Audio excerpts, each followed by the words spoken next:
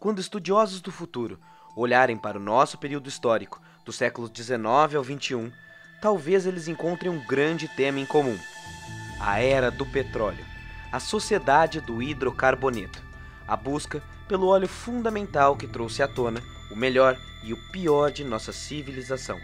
Entre as fontes de energia, o petróleo é o maior e mais delicado de todos, devido a seu papel central na economia e o padrão de crises que ele gera em seu fornecimento. Tanto poder instável tornou inevitável e irresistível a tentação de tomar posse de suas benfeitorias. Qualquer país que se pretende desenvolvido nos últimos séculos se atrelou ao rico petróleo. Esta substância que na natureza demora milhões de anos para se formar, transformou nações a partir do século XIX, quando a indústria petrolífera foi uma das bases da segunda revolução industrial. E para transformar nações, usamos criatividade, dedicação e espírito empreendedor para constituir guerras, explorar trabalhos, fazer manipulações e disputas políticas, e o fato é que somos muito dependentes do petróleo até hoje. Óleo diesel, gasolina, alcatrão, máquinas industriais, medicamentos e até o pote de plástico da sua casa dependem do petróleo. Engenho e inovação tecnológica vem coexistindo a avareza, a corrupção, a ambição política cega e a força bruta. Público ou privado, estatal ou capital na bolsa, desenvolvimentismo ou conservadorismo, essas são algumas das milhares de questões centenárias ao redor dessa riqueza e a discussão disso em alguns países. E riqueza, alinhada com poder e interesse estrangeiro, só podem trazer o que há de mais humano nas sociedades: corrupção. Corrupção e fatos estranhos no mercado do petróleo são fatos diários e isso não é novidade para ninguém. A Petrobras, por exemplo, que você sabe que é a nossa empresa de petróleo estatal e que nos últimos anos virou alvo da nossa atenção, lida com o problema da corrupção desde o início. E se existe uma falsa impressão construída em nós de que o escândalo da Petrobras é recente, eu coloco a mão no fogo e posso lhe garantir: petróleo e corrupção são irmãos históricos e sistêmicos, e não foi fácil amarrar todas as peças desse quebra-cabeça brasileiro para responder uma questão: a Petrobras é vítima ou ré da corrupção? Para entender essa trama por completo e compreender com mais firmeza a profundeza do poço que eu estava escavando, precisei fazer o papel de historiador e voltar no tempo. Para entender a Lava Jato,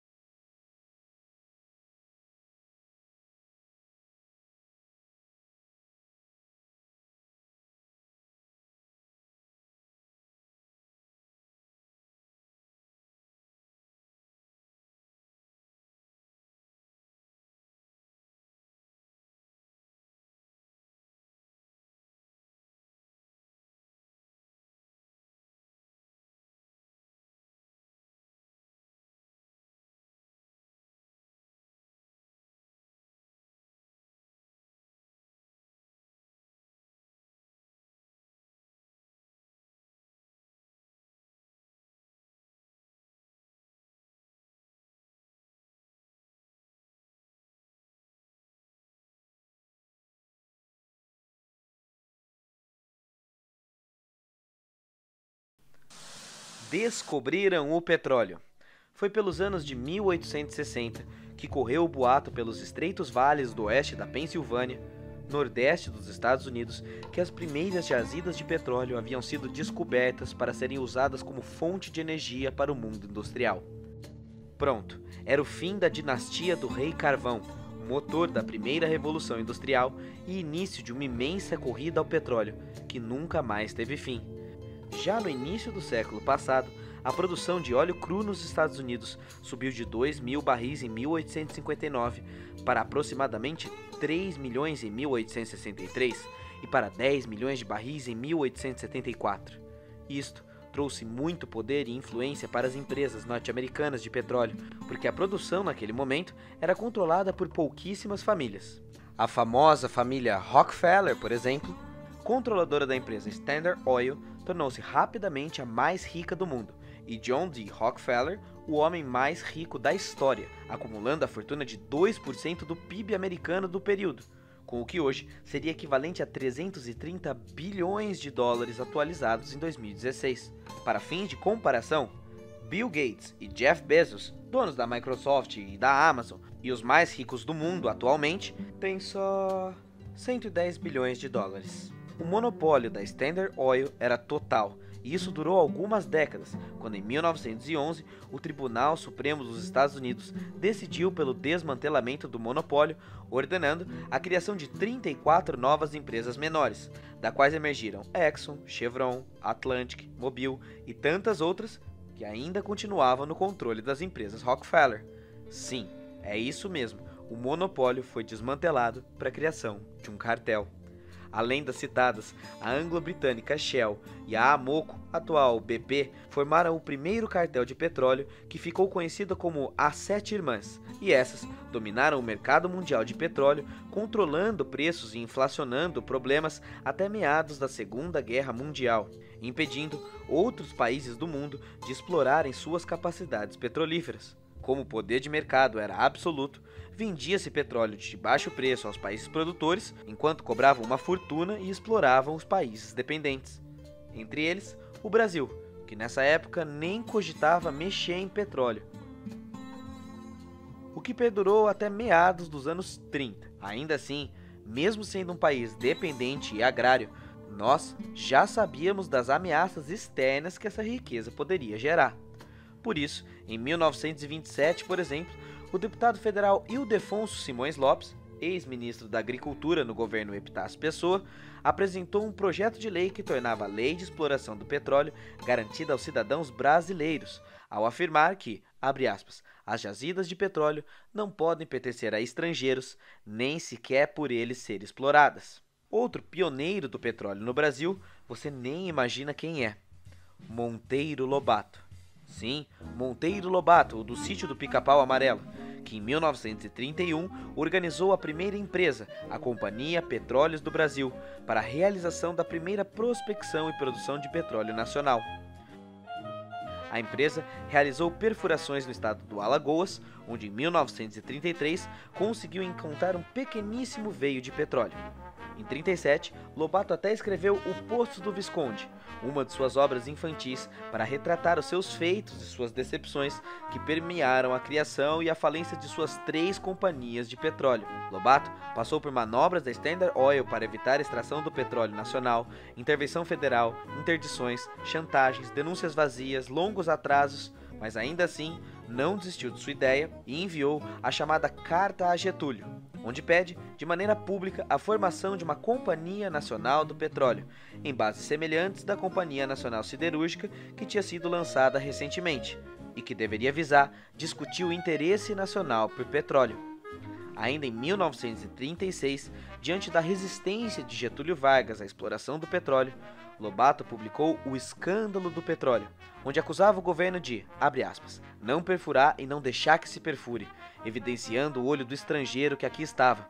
Apesar de ter o seu livro censurado, suas ações acabaram chamando a atenção popular e motivaram, durante a ditadura do Estado Novo, em 1938, o Decreto-Lei 395, de 29 de abril de 1938, que criava o Conselho Nacional do Petróleo, buscando restringir o refino do petróleo a empresas formadas por brasileiros natos, mas que deixava brechas a interesses estrangeiros. Isso não satisfez Lobato, que apesar de ser afeito ao capital estrangeiro, temia a tomada do controle externo do bem nacional e, em uma outra carta ao presidente, criticou a política nacional de mineração, apontando que Getúlio acompanhava os estrangeiros e que isso poderia trazer problemas ao país. Desta vez, foi considerado subversivo por seu adversário de muitos anos, o general Horta Barbosa, e acabou sendo enquadrado na Lei de Segurança Nacional, acusado de desmoralizar o Conselho Nacional do Petróleo, o que gerou a sua prisão em 1941. Ironicamente, no mesmo ano que o petróleo nacional teve a sua primeira lei aprovada, conforme lutava Monteiro Lobato.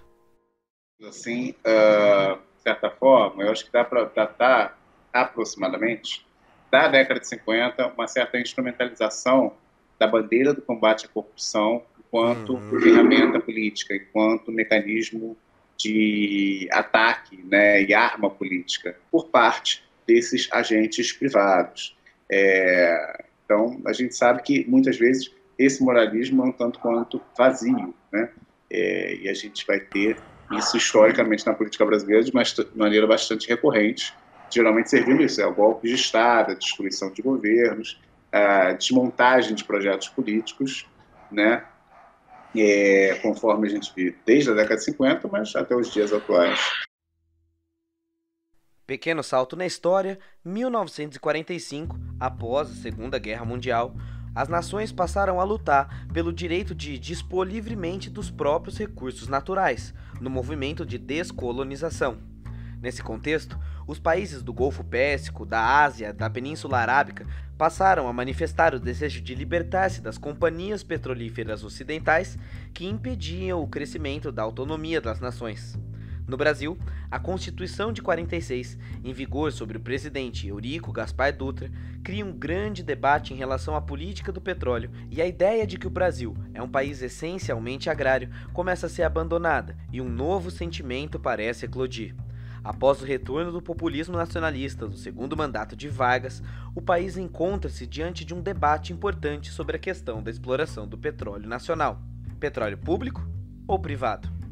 Em 2 de julho de 48, Monteiro Lobato concede à Rádio Record aquela que seria a última entrevista de sua vida, na qual encerrou com as palavras: "O petróleo é nosso."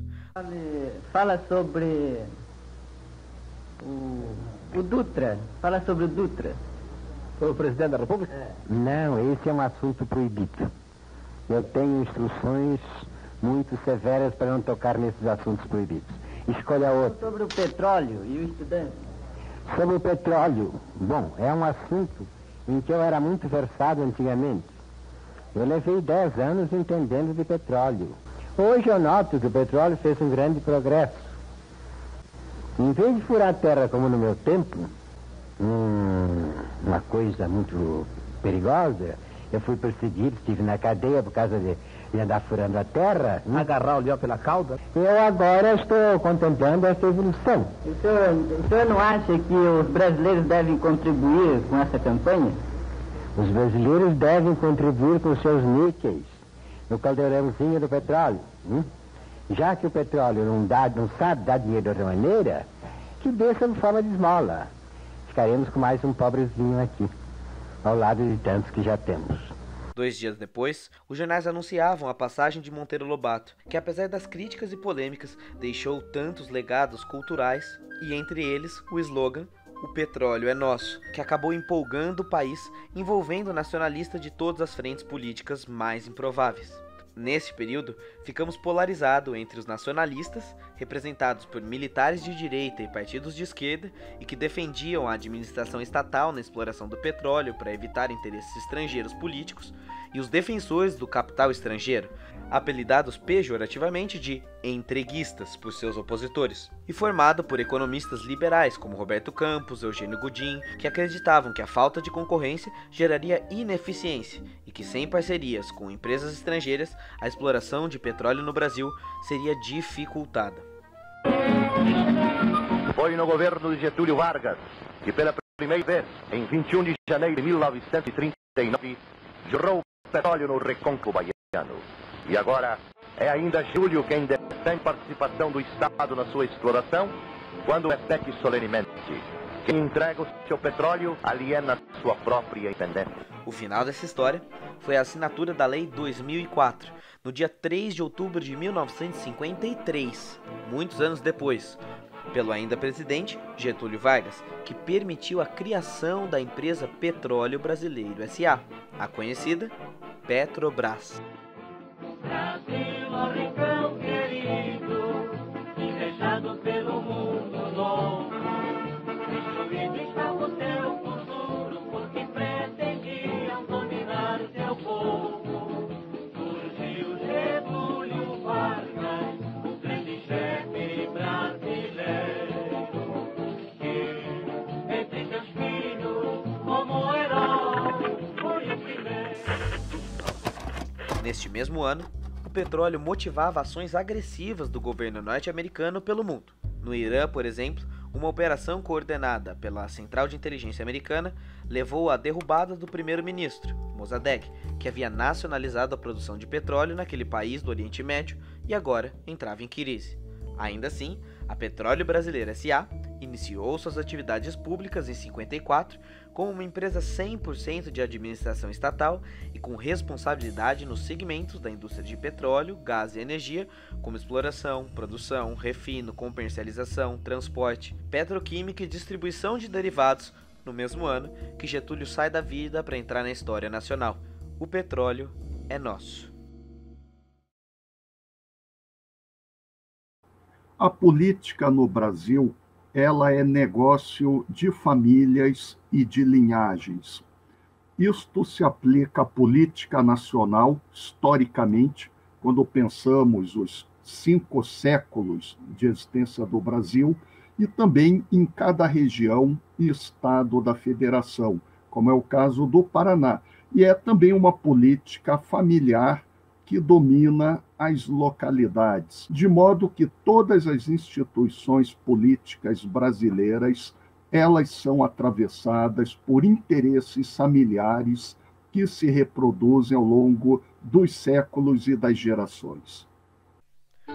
Com Juscelino Kubitschek, a mentalidade do desenvolvimentismo continua em alta.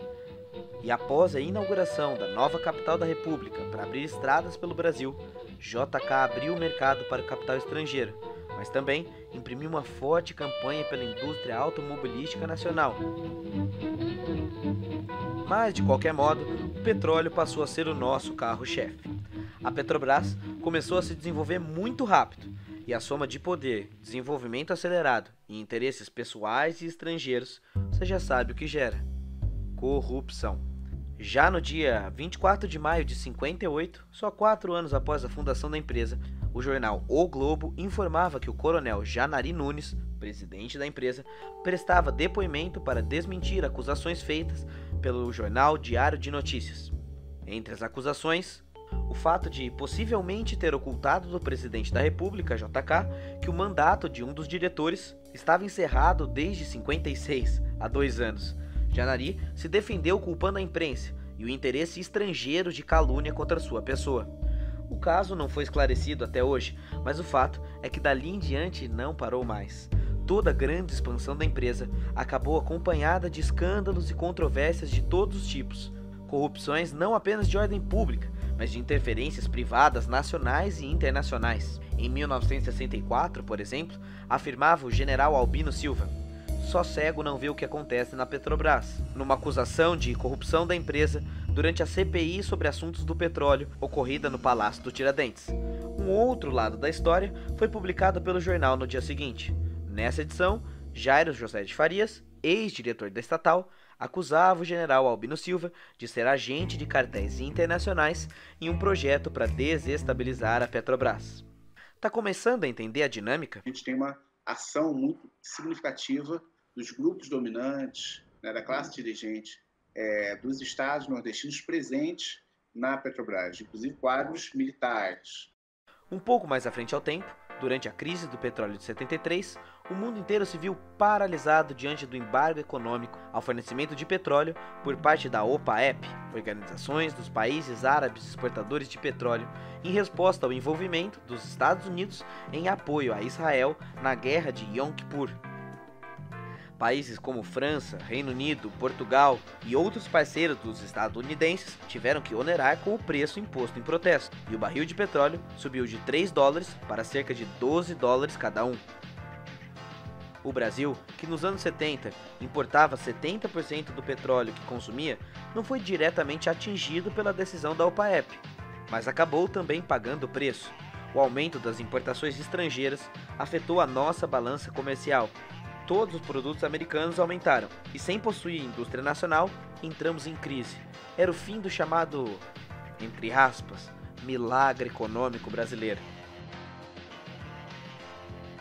Como reação, a ditadura militar propôs o segundo Plano Nacional de Desenvolvimento, que investiu especialmente na criação e expansão de empresas estatais.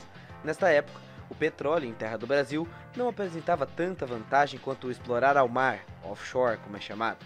A ideia era expandir o mercado nacional para se prevenir de crises internacionais como a de 73. E a Petrobras ganhou subsidiárias, braços de trabalho, investimentos e apontava o quanto a geração de energia era uma bandeira importante para o crescimento do nosso país.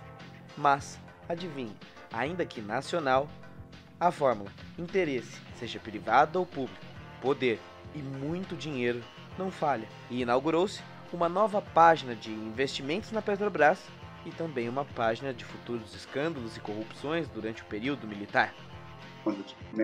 Realmente, a ditadura foi um momento fundamental para um processo de impulso, alavancagem do segmento de construção pesada e para o crescimento das empreiteiras fundadas nesse ínterim. E é interessante notar, digamos assim, características. São empresas de perfil familiar e geralmente com laços de inserções políticas dos seus quadros diretores, junto a certas figuras e agências do poder estatal, como a gente está vendo nos dias atuais. E é interessante que o golpe de 64, ele alegava que combatia a subversão de perfil comunista e a corrupção. Então, ele tinha essa ladainha, digamos assim, esse discurso moralista, está presente, inclusive, no texto do segundo ato institucional, e em vários outros momentos, discursos e tudo mais, sendo que a gente sabe que na ditadura se forjou justamente o cenário ideal para, digamos assim, as práticas ditas corruptas, ou melhor, a apropriação do público, a apropriação do Estado por interesses privados, interesses empresariais. Que foi realmente, digamos assim, um paraíso, um oásis para a atuação. Calma. Eu sei que é uma percepção de muitas pessoas que o período dos militares não teve corrupção. Mas hoje sabemos por meio de várias fontes de estudo que você pode conferir na descrição desse vídeo, inclusive o livro do nosso entrevistado, o professor Pedro Henrique, Estranhas Catedrais, que já foi tema de vídeo aqui no canal. Era mais fácil de ocorrer malfeitos, uma vez que não havia investigação na ditadura. Por isso, vamos lembrar um pouco da relação da Petrobras com as empreiteiras. Camargo Correia, Andrade Gutierrez, OAS, Mendes Júnior, a famigerada Odebrecht e tantas outras. A relação das grandes empreiteiras com a Petrobras é longínqua, e se olharmos logo na sua fundação em 53, quando todas as atenções do petróleo estavam concentradas no Nordeste, vamos encontrar Juracy Magalhães, o primeiro presidente da estatal, que era um militar baiano, e sua associação com empresários locais marcou a dinâmica da Petrobras e da família Odebrecht desde então. Juracy Magalhães, que é um cearense radicado na Bahia, que é o primeiro presidente da Petrobras, em 53, ele já tinha uma diretriz de apoiar empresas brasileiras e, particularmente, tinha relação ali com empresas nordestinas. O crescimento da Odebrecht se dá muito, digamos assim, relacionado à expansão, o crescimento e emergência da própria Petrobras enquanto empresa estatal. Então, essas empreiteiras veem realmente o maior boom da história de obras públicas do país ali na década de 70, e elas cresceram muito. Elas se tornaram algumas das maiores empresas do Brasil. As maiores empresas privadas do país, várias delas eram as empreiteiras, que não à toa, nesse período, elas acabam dois movimentos distintos. Elas se ramificam, vão para vários outros setores da economia e se tornam conglomerados econômicos e se internacionalizam. Se elas se nacionalizam na década de 50, final da década de 60, principalmente nos anos 70, elas estão ganhando o mundo, algumas delas se tornando multinacionais. Toda a obra brasileira sempre contou com as mesmas empreiteiras que foram aumentando seu poder e barganha política.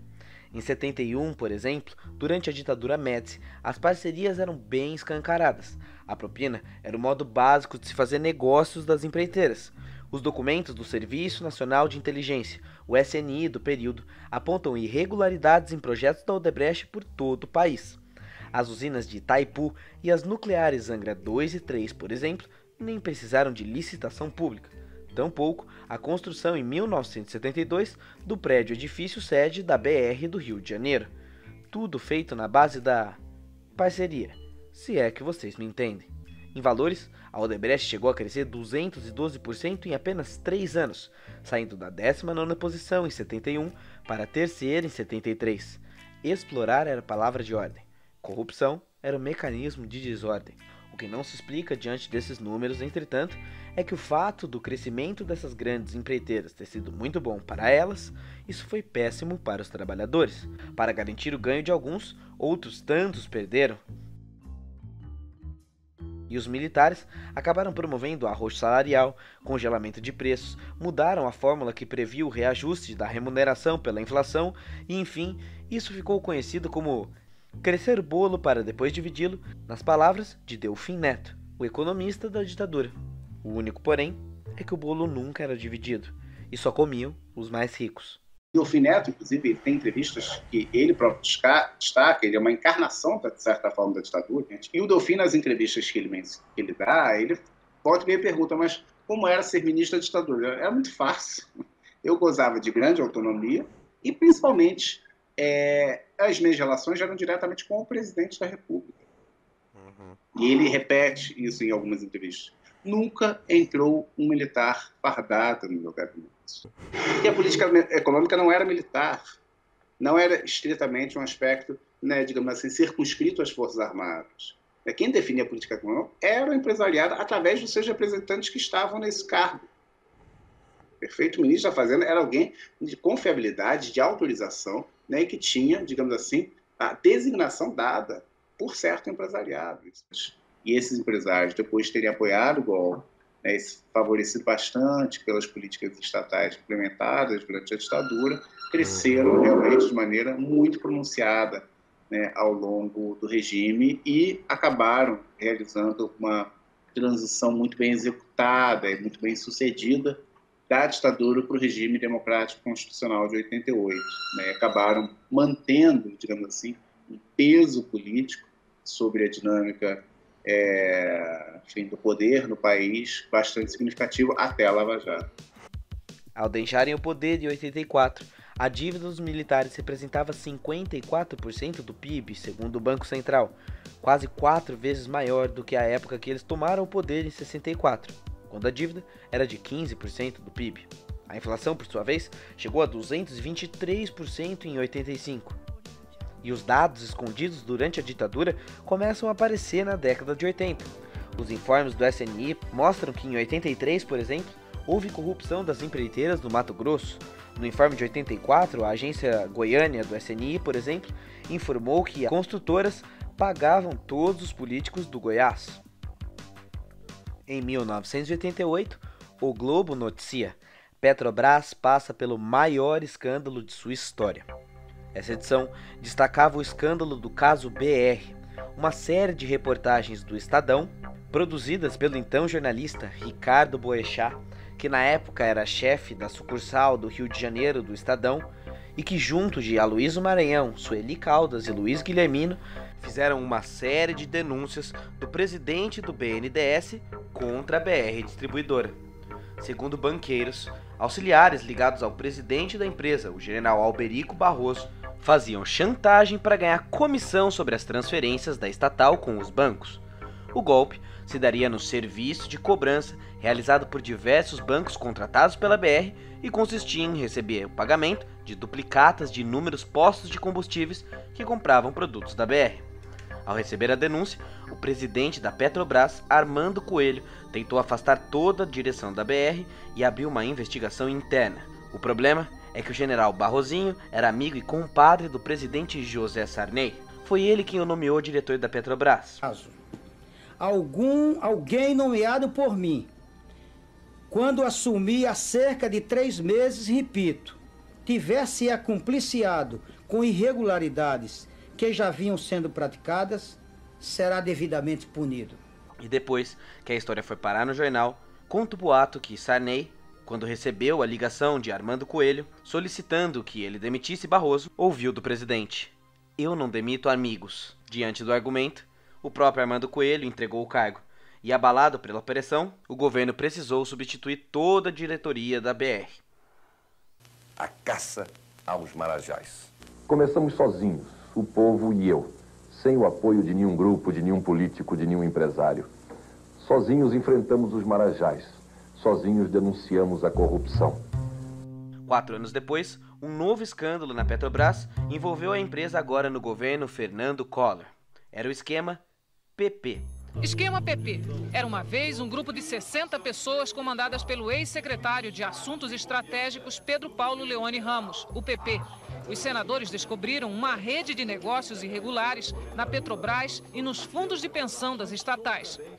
O escândalo foi um dos primeiros a lançar suspeitas contra o governo Collor, que acabou sofrendo impeachment em 1992. No meu depoimento, demonstrarei que tudo que foi veiculado de maneira torpe é falso e astuciosamente montada. E me pergunto, onde é que vamos parar? Na época, a Petrobras perdeu mais de 3,5 bilhões de cruzeiros em operações irregulares e acabou atrasando o pagamento de mais de 50 mil funcionários. Assim, somando esses dois escândalos, durante 86 e 92, as ações da Petrobras acabaram sofrendo uma grande queda, chegando a cair 93% num só dia no período. Somente quase 8 anos depois, em janeiro de 94, as ações voltaram ao mesmo patamar de 86. Todos esses desentendimentos geraram crise de gestão da companhia, que acabou trocando 5 presidentes em 5 anos, o que aumentou a pressão para a privatização da empresa. O velho debate da década de 50 retornava com força dessa vez. A falta de gás para a produção e obriga empresas a darem férias coletivas. O Tribunal Superior do Trabalho antecipa o julgamento da greve. A Câmara aprova a queda do monopólio das telecomunicações. Petrobras não paga salário aos grevistas. Estão lá única e exclusivamente numa demonstração de força, tentando arrefecer os ânimos da categoria petroleira. Isso não vai acontecer. Esse não é o método de quem quer acabar com a greve. Se acabar com a greve, com negociação. Em São Paulo, o presidente da Petrobras disse que a greve está ensinando a empresa, que está ficando mais capacitada para enfrentar a concorrência no caso de quebra do monopólio. É o que nós queremos. Agora, vai depender do governo. Pela volta ao trabalho, com condicionantes, por favor, se manifestem levantando o braço. Terminou a greve na refinaria da Petrobras em Araucária. A decisão dos funcionários foi tomada numa assembleia ontem à noite. Existe uma proposta até pelo adiantado da hora, que esse retorno se dê amanhã às 7h30. Os funcionários decidiram ontem à noite voltar ao trabalho e dizem que os 2 objetivos que eles tinham foram alcançados. Mostrar que a categoria dos petroleiros está mobilizada e protestar contra o congelamento da URF pelo governo federal. E eu lembro da assembleia aqui de encerramento, companheiros chorando, vendo os vídeos de outras unidades. Era muito difícil. E se não fosse a luta dos trabalhadores durante a década de 90, provavelmente a empresa já teria toda sido vendida para o estrangeiro. Mesmo porque, durante a emenda constitucional número 9 de 1995, que extinguiu o monopólio da Petrobras, empresas estrangeiras passaram a participar de concessões para a produção, exploração, refino e transporte do petróleo no Brasil. Com isso, em 1997, o então presidente Fernando Henrique Cardoso acabou regulamentando essa lei e a Petrobras passou a competir com outras empresas estrangeiras, criando a chamada ANP, Agência Nacional do Petróleo, responsável pela regulação das indústrias de gás natural e petróleo no Brasil. Talvez você esteja pensando agora, então, já que abriu o mercado e privatizou o petróleo, a corrupção diminuiu e acabou, certo? Errado. Durante o governo de FHC, também houve escândalos de interesses externos e externos. Em um livro escrito pelo próprio Fernando Henrique, chamado Diários da Presidência, volume 1, FHC ficou sabendo do presidente da CSN, em 1996, um possível esquema de corrupção na BR Distribuidora. Segundo ele, o pagamento de propina já era sistemático, e não por um acaso, neste período a Petrobras sofreu um de seus maiores acidentes operacionais. No dia 15 de março de 2001, ocorreu o afundamento da plataforma P-36, uma plataforma de petróleo construída na Itália ao custo de mais de 350 milhões de dólares e que acabou atingindo 170 pessoas que trabalhavam na plataforma no momento. Com as explosões, 11 vítimas foram fatais. E apesar da investigação da ANP ter concluído que as explosões foram causadas por erros de manutenção, muitos trabalhadores afirmavam que era a mão de obra terceirizada da Petrobras, que aumentou muito durante o governo Fernando Henrique, que acabou não sendo treinada adequadamente para operar as funções complexas e perigosas da plataforma. Até hoje, inclusive, os investimentos das empresas privadas ainda não resultaram em descobertas de reserva de importância de petróleo no Brasil, ficando a Petrobras quase sozinha no desempenho desse papel até os dias de hoje. Então, elas têm uma estratégia no sentido de se manter poderosas consoante a mudança do regime político. Elas, de fato, desenvolvem um projeto, né, de, digamos assim, manter. Eu cheguei a ler em documentos oficiais do Sindicato dos Empreiteiros que eles endereçavam muitas atenções para os militares e para as agências do Executivo durante a ditadura, e que no período de transição, na década de 80, eles deveriam olhar com mais atenção e carinho para o papel do legislativo, da imprensa e dos partidos políticos. Então, eles vão endereçar justamente, digamos assim, para esses outros nichos, né, de poder que emergem, digamos assim, no seu protagonismo a partir da década de 80. Né? Então, eles desenvolvem toda uma ação para atuar no orçamento que tramita no parlamento, atuar no processo eleitoral, financiando campanhas, atuar nos partidos políticos, atuar na imprensa, dentre outros nichos. Eles não têm, né, eles querem o acesso ao Estado e ao fundo público. E eles verificam que os partidos mediam esse processo. Então, eles vão atuar em diversas frentes, inclusive com uma forma de seguro, né? Financia um pouco esse partido, financia o outro, para, se esse ganhar ou se esse ganhar, a gente está lá. O século XXI, a autossuficiência e o pré-sal. Chegamos ao século XXI, e se desde o começo da sua história, a Petrobras perseguiu a autossuficiência no mercado interno, conseguindo suprir a demanda interna e ainda exportar, foi finalmente alcançado em 2006, graças à descoberta do pré-sal.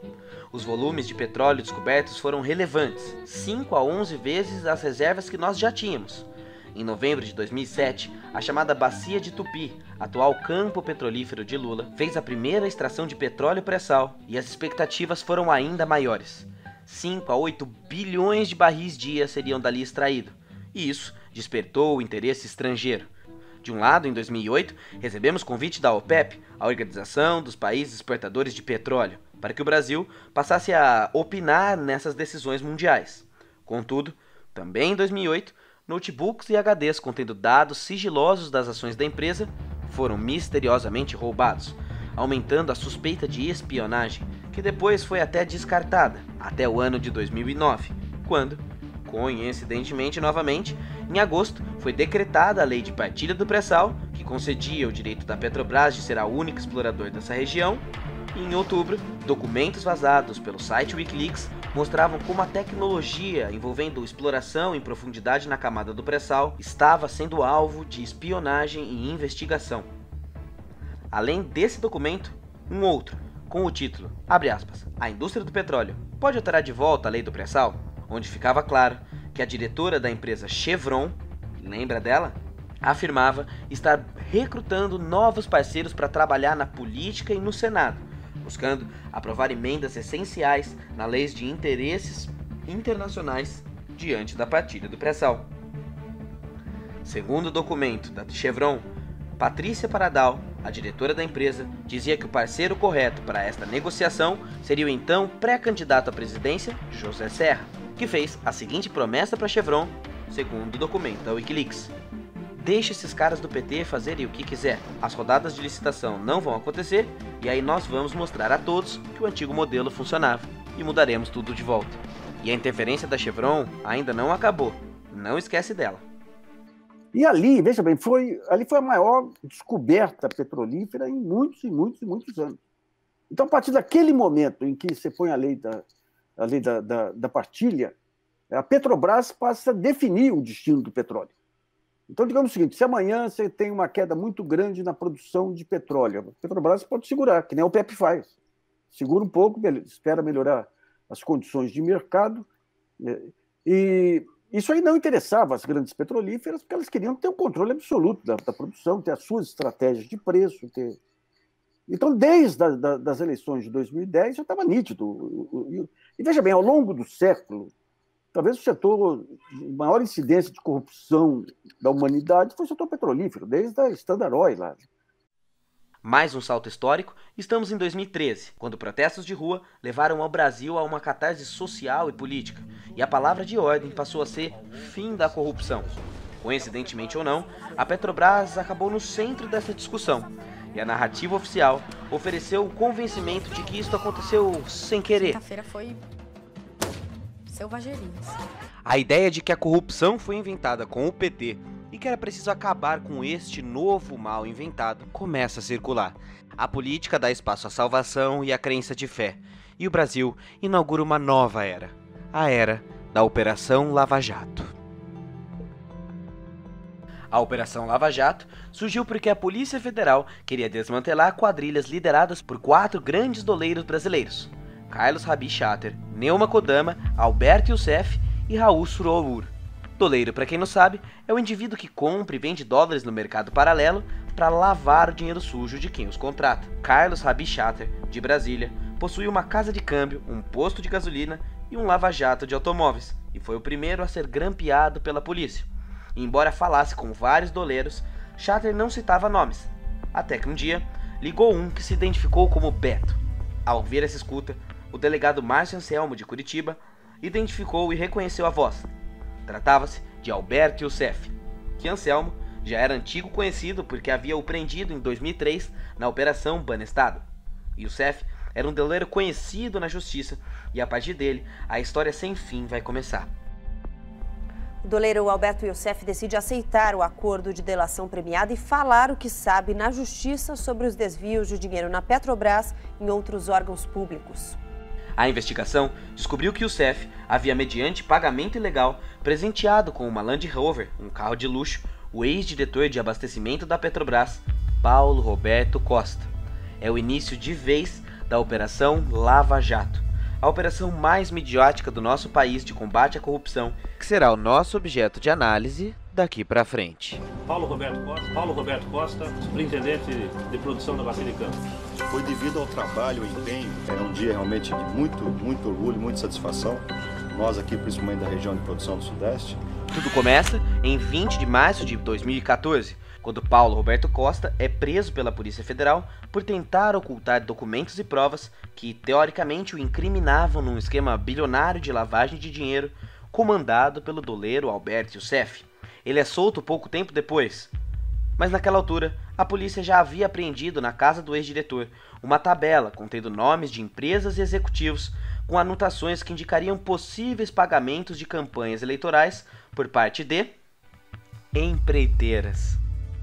Um exemplo dos indícios de que Costa cuidava da distribuição de recursos a partidos foi quando a polícia descobriu entre as anotações uma doação de 28 milhões e meio em 2010 para o partido PP, o partido de Paulo Maluf e, na época, do hoje presidente Jair Bolsonaro. Paulo Roberto Costa era indicação direta do PP e por isso aumentaram suas suspeitas. Assim, em 11 de junho de 2014, a Suíça bloqueia 23 milhões em contas atribuídas ao ex-diretor e seus familiares. Costa é preso novamente e desta vez começa a negociar sua delação premiada. Delação premiada foi um mecanismo que passou a ser muito conhecido depois da Lava Jato, pois era pouco usual até então e consiste no réu que conta o que sabe a justiça em troca de redução de pena. No início das operações, a advogada de Paulo Roberto Costa, Beatriz Cata Preta, dizia que a delação não era exatamente uma operação voluntária, mas uma, entre aspas, coação legitimada por juízes e promotores. Nessa época, Costa era parceiro do PMDB no Senado e por isso dependia também deles para sua delação acontecer. Mas enfim, depois de muitas negativas e negociação, Paulo Roberto Costa decidiu delatar e falar. No início, nomeou 12 senadores, 49 deputados federais e um governador, ligados ao PP, ao PMDB e ao PT. Em 2 de setembro de 2014, Costa foi taxativo. Acusou as empreiteiras de impor um sobrepreço às obras da ordem de 3% para convertê-los em propinas entre 2004 e 2012. Projetos, mas qual era o interesse, né, desses políticos? Que as empresas do cartel ganhassem, porque se elas ganhassem, revertia uma parte para eles. Outra coisa que eu falei lá nos depoimentos, essas empresas, do cartel não trabalham só para a Petrobras. Essas empresas do cartel trabalham para portos, aeroportos, rodovias, ferrovias. Então, o interesse deles é tudo. O interesse deles não é só a Petrobras. Então, vamos dizer, se uma empresa dessa ganhou um contrato bom na Petrobras, o cara vai chegar lá e falar, ó, também tem aqui interesses aqui, uma concessão de aeroportos, uma concessão de rodovias, hidrovias, portos. Eu falei lá com clareza na CPMI, não pensem que esse assunto que vocês estão vendo aqui se restringe a Petrobras, que não é. Não pensem que esse assunto aqui se restringe a diretoria de abastecimento da Petrobras, que não é. Eu falei no primeiro dia lá na Força Tarefa, lá em Curitiba, antes de assinar o acordo de delação, que a minha área de abastecimento era a ponta do iceberg. E até teve uma declaração há pouco tempo do Ricardo Pessoa lá, que saiu pela imprensa, onde ele fala, Paulo era fichinha nessa história. Porque meu orçamento não era o maior. E todas as obras da Petrobras, quer seja da área de gás e energia, da área de exploração e produção, da área de abastecimento, todas eram conduzidas por uma área única. Então, não se limitem, obviamente que vocês têm o papel de vocês aqui, mas não se limitem a Petrobras. Porque o que acontecia na Petrobras, acontecia no Brasil. Finalmente, a Operação Lava Jato tinha uma linha consistente para seguir. Os 3%. Os 3% de Paulo Roberto montaram a linha inicial de investigação da Lava Jato. Foi a partir dos 3% que começou a enxurrada. Executivos de grandes empreiteiras são presos e também passam a delatar políticos. Estes, quando eram presos, delatam também. E o ciclo inicial da Lava Jato foi frutífero e prendeu diversas pessoas. Ao contrário do ciclo econômico da Petrobras. Mas a Lava Jato dispôs de um método que é trucidar, os grupos econômicos, trucidar as empresas e destruir o ramo econômico inteiro, acabar com a economia. Era um sonho meu chegar a diretor e quem sabe chegar a presidente da companhia. Mas, desde o governo Sarney, governo Collor, governo Itamar, governo Fernando Henrique, todos, governo Lula, governo Dilma, todos os diretores da Petrobras e diretores de outras empresas, se não tivesse apoio político, não chegava a diretor. Isso é fato, pode ser comprovado.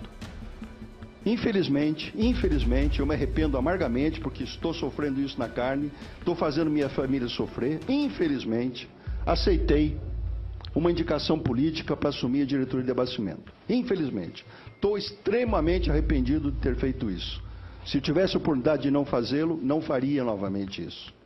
O balanço do terceiro trimestre de 2014, que deveria ser divulgado em novembro, acabou sendo adiado 2 vezes devido às investigações. E em janeiro, a Petrobras acabou divulgando seus resultados, mas sem a revisão e a aprovação dos auditores independentes. As ações desabaram e a Petrobras passou a sofrer processos movidos por investidores no Brasil e nos Estados Unidos. E a partir daqui, as coisas começam a ficar cada vez mais estranhas. Como a Petrobras estava quebrada, como anunciava, se ela pôde fazer isso? A Petrobras fechou um acordo com a Justiça Americana para encerrar um processo bilionário. Serão pagos quase 10 bilhões de reais a acionistas estrangeiros lesados pelo esquema de corrupção na companhia. Até aqui, você viu a narrativa oficial da Lava Jato. Mas o Brasil não é um país tão simples. Um país que começou mexendo com o petróleo, a substância mais volátil do caráter humano, não terminaria desse jeito. E ainda em 2015, Paulo Roberto Costa muda sua delação. Sim, se antes ele dizia que os diretores praticavam sobrepreço e fixavam suas propostas em uma margem de sobrepreço de 3%, agora ele passava a dizer que os 3% aconteciam num subpreço, abaixo do mercado. Vejam só, se essa versão for verdadeira, ela desmonta a tese do cartel das empreiteiras, no qual se assenta a apuração do Ministério Público e de toda a Lava Jato. Não é possível saber se Paulo Roberto mentia antes ou agora. Senhor presidente, alguém está mentindo. Nós precisamos saber qual dos dois está falando a verdade e qual dos dois está mentindo aqui. O que teria levado o ex-diretor de abastecimento a mudar sua versão? E a qual interesse serviu a nova política da Petrobras? Quem é que ganha e quem é que perde no meio de tudo isso? O caso Vaza Jato, a indústria da delação, o mercado do compliance e as parcerias estranhas entre Brasil e Estados Unidos. Eu precisava fazer este retorno histórico para que agora possamos entender de verdade as questões que veremos a partir de agora no episódio 2, que será lançado na próxima terça-feira, às 19 horas, aqui neste mesmo canal. Se você chegou até aqui, o que custa comentar? Me avise, vamos trocar uma ideia, confira as fontes e, por favor, compartilhe esse trabalho. Se quiser, passe no Catarse, assine esse canal e nos vemos na próxima terça-feira, em Lava Jato, Entre Quatro Paredes. A Operação Lava Jato, em palavras leigas, é uma operação que começou tentando apurar... A Operação Lava Jato... é complexo responder em 1 minuto, né? A Operação Lava Jato não precisa de apresentações. Se você vive no Brasil, você sabe que este é o caso maior e mais midiático de operação da Polícia Federal da nossa história. E, de fato, os resultados das primeiras fases da Operação Lava Jato trouxeram à tona tudo aquilo que vimos no primeiro episódio. A problemática relação entre Estado, burocracia e elite financeira do país são as raízes do chamado capitalismo brasileiro. O jogo construído é fato histórico, independente de natureza partidária ou institucional. É além de estrutural, é estruturante da política brasileira desses tempos imemoriais, como pudemos ver no episódio 1. Essa hierarquia de podres poderes e pontos sem nós revelou-se em parte e ganhou nome. Sétima fase da Operação Lava Jato. Que a Lava Jato é uma das... Nova fase da Operação Lava Jato. Operação Lava Jato, que teve como... A Lava Jato e o combate à corrupção passaram a fazer parte dos noticiários brasileiros. E estas pessoas começaram a aparecer na mídia mais do que deveriam até. Isso não aconteceu do nada, é claro. Uma série histórica de políticas públicas em favor da ação transparente do judiciário, em conjunto com as polícias federais, vinham acontecendo desde 2003. Durante os governos Lula e Dilma, foram criados diversos mecanismos de controle e investigação, como a Controladoria Geral da União, em 2003, ou a ENCLA, a Estratégia Nacional de Combate à Corrupção e Lavagem de Dinheiro, por iniciativa do Ministério da Justiça. Em 2010, Lula sancionou a Lei da Ficha Limpa e manteve a preservação da independência do Ministério Público Federal. Em 2013, pressionada pelas jornadas de junho, Dilma propõe um pacote anticorrupção, que, entre tantas propostas, sanciona a polêmica Lei das Organizações Criminosas, que, apesar de muito criticada, sistematiza um instrumento jurídico fundamental na condução das forças-tarefa: a delação premiada. Nós temos de investigar e punir. Isto não significa que eu tenho de quebrar as empresas. Depois, a ainda presidente Dilma emitiu um decreto que daria mais independência à PGR, ao MP e à PF. E toda essa força permitiu que os órgãos públicos descobrissem problemas sérios na Petrobras. Mas como em todas as décadas, a história da corrupção é sempre complexa. Mesmo porque esse tipo de relação não se restringe ao capitalismo brasileiro e encontra eco em diversos países com história de identidade nacional parecida com a nossa. Clave del caso Odebrecht en Colombia. A la empresa Odebrecht en México. Del caso OAS en Chile. Llegado nuevos datos desde Uruguay sobre la operatoria de Lava Jato en la Argentina. Se va a investigar la trama de sobornos de Odebrecht en Bolivia. Va a partir de un informe... Veamos la situación más macro, porque Perú ha sido sin duda de los países más afectados por la lista de corrupción de Odebrecht. Por isso, se equivocam aqueles que, mesmo na melhor das intenções, condenam 100% a Lava Jato. Por um lado, depois de investigar para esse documentário, ficou inegável para mim que a operação atingiu certas camadas da elite empresarial e políticas que antes eram intocáveis no país. Ver esquemas que começaram na ditadura militar tendo prisões decretadas realmente é um marco inédito. Ainda que essas prisões tenham acordos bem duvidosos. Porque, por outro lado, também é inegável que existem equívocos a se observar na condução das investigações, no vazamento seletivo de notícias e no uso político da mídia pelo judiciário, que podem comprometer toda a legalidade da operação. O mecanismo Lava Jato gerou uma guerra de todos contra todos no Brasil, e o que era para ser um esforço de Estado no combate à corrupção, reforçado pelos novos instrumentos de controle, pode ter ganhado tanta força política num sistema que é de justiça, que muitos pontos sem nó começam a aparecer.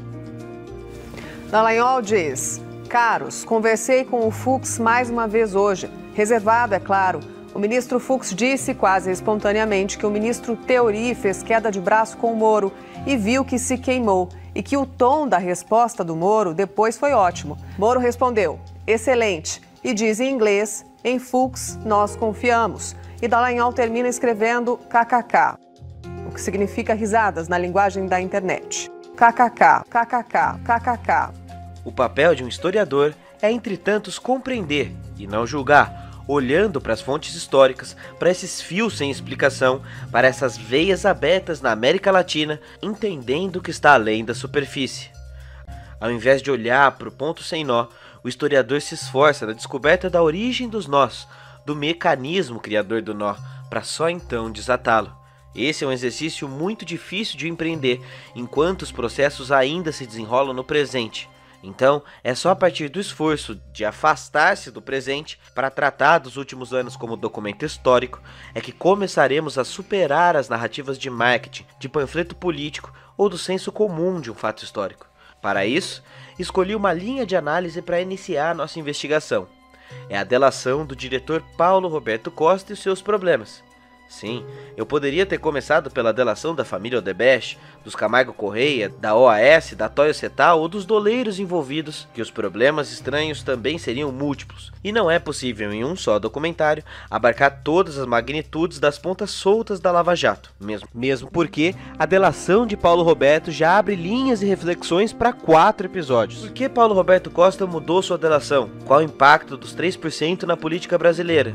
E a qual interesse serviu a nova política da Petrobras? Será então que a Petrobras seria vítima de algo maior que ela? A partir de agora, se você quiser, vale pegar caneta, papel ou bloco de notas para anotar as ligações, porque vamos longe. Serão muitos nomes, personagens e problemas, e essa será a nossa tarefa nos episódios 2 e 3 dessa série, que só foi possível graças à parceria com a Sindipetro, os trabalhadores do petróleo, e também o seu apoio assinando o financiamento coletivo no Catarse e que me permitiu essa pesquisa. Lembrando que todos os nomes e teses citados ao longo desse documentário são de fonte pública, jurídica, e todo o material você encontra no comentário fixado aqui embaixo. E ao contrário do primeiro episódio, onde uma linha do tempo linear foi construída, a partir de agora daremos saltos históricos, indo e voltando entre atos e seus desdobramentos para, enfim, fio a fio, entender tudo até a última ponta. Boa viagem! O Ministério Público Federal, já em 2014, eles falam o seguinte: a conveniência da instrução criminal mostra-se presente não só na cautela de impedir que investigados destruam provas, mas também na possibilidade de a segregação influenciá-lo na vontade de colaborar na apuração de responsabilidade, o que tem se mostrado bastante fértil nos últimos tempos. São palavras rebuscadas ou frases bonitas que, na verdade, mostram uma coisa só: a ideia de que o passarinho na gaiola canta mais alto. Então, a ideia do Ministério Público aqui nada mais é do que dizer: olha, nós vamos prender e prender para que a pessoa delate. Em outros tempos, no Estado democrático, o nome disso é tortura, né? Estamos em agosto de 2014, e alguns meses após a sua prisão, o diretor Paulo Roberto Costa ainda negava fazer delação premiada. Até aquele momento, ela era mal vista pelos empresários e funcionários de alto escalão público, por se tratar de um instrumento novo e pouco conhecimento jurídico de todos. Paulo Roberto apelou até o último momento para fugir da sua delação e chegou até atitudes radicais de desespero e que no final acabaram o prejudicando ainda mais. A primeira vez que a PF chegou ao apartamento da família de Paulo Roberto, na Barra da Tijuca, foi de surpresa, e sem saber que já estava sendo rastreado pela polícia há muito tempo, Paulo Roberto usou seu telefone pessoal e ordenou que familiares fossem ao seu escritório e destruíssem computadores e documentos rapidamente. Os policiais não sabiam de tais documentos e não estavam atrás deles. À época, Paulo Roberto estava sendo preso apenas por contratos com o doleiro Alberto Youssef. Porém, ao vasculharem a casa e o escritório da família e encontrarem tudo absolutamente vazio, a PF achou estranho. E ao rastrear os telefonemas dados por Paulo Roberto no dia da surpresa, cruzando com imagens feitas por câmeras internas de segurança, foram identificados que os familiares, 2 filhas e genros de Paulo Roberto, estariam dando sumiço em provas. E o diretor, que antes era visto como um excelente técnico, bem quisto como vimos no primeiro episódio, agora passaria a ser suspeito de chefe de esquemas e contratos corruptos e também incriminar a própria família se não confessasse os seus crimes. Cheque mate. A Lava Jato, por meio da grande mídia, já anunciava sua tese. Paulo Roberto precisaria ligar políticos à corrupção a partir de sobrepreço das obras. Era isso que se esperava do diretor. Então, no início de setembro, juntamente de sua advogada Beatriz Cata Preta, ele passa a alegar ameaças e pressões por parte de sua família e decide fazer a famigerada delação.